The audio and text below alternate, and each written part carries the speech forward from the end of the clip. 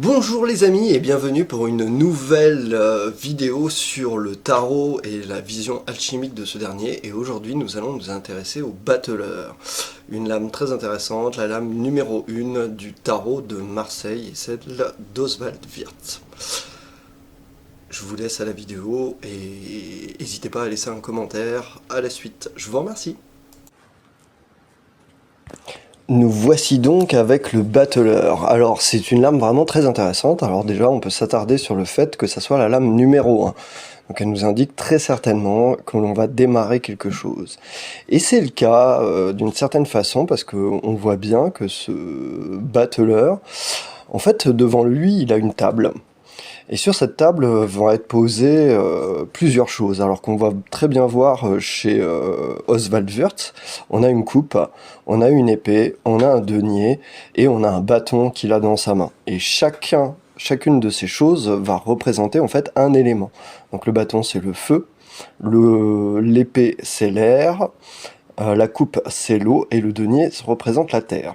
Et on voit que devant lui se tient une table avec qui est en fait un trépied. Enfin en fait on ne voit que 3 pieds et le 4e angle est caché. Alors en architecture on parle de la pierre d'angle. La pierre d'angle ça va être la fameuse pierre qui va débuter en fait une œuvre. Donc vraiment ce battleur représente l'homme, le cherchant qui commence l'œuvre.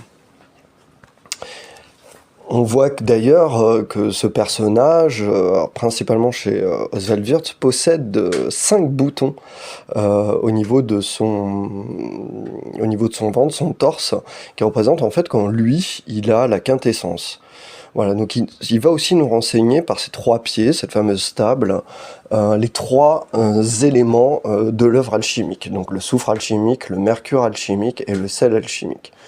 On voit d'ailleurs, il y a une tulipe, ou peut-être est-ce une rose, qui n'est pas éclose, et le rouge représente toujours l'œuvre. Il tient dans sa main gauche le bâton. Donc le bâton, comme je l'ai dit, représente le feu. Alors le feu, on le voit bien, il le tient vers le haut. Donc le feu va être ce qui va dissoudre et rendre subtil les choses. Et après, il a une main qui est posée sur le denier. Et donc l'idée va être de dissoudre les choses pour les ramener vers le denier qui représente la terre. Donc on va dissoudre les choses, les amener vers l'esprit. Et cet esprit, on va lui demander après de s'incarner dans l'œuvre, donc dans la terre, de créer quelque chose qui soit fixe.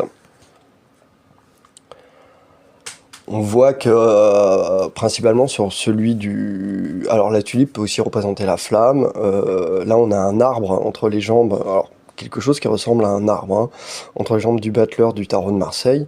En fait il s'agirait plutôt d'une flamme. Mais on voit que cette flamme elle n'est pas encore omniprésente, elle est grandissante, elle est toute jeune, elle n'est pas jaillissante, voilà, elle est toute petite. Donc ça va aussi demander aux cherchants de grandir. Le feu n'est pas encore à son plein potentiel. Voilà ce que nous renseigne aussi cette lame-là. Donc on est vraiment sur le début de l'œuvre. On retrouve aussi pas mal de couleurs, le bleu et le rouge, qui sont à la fois à gauche et à droite. On devine bien que par cette disposition, en fait, il y a une circulation. Donc on va vraiment avoir la circulation du soufre et du mercure qui sont représentés par cette œuvre.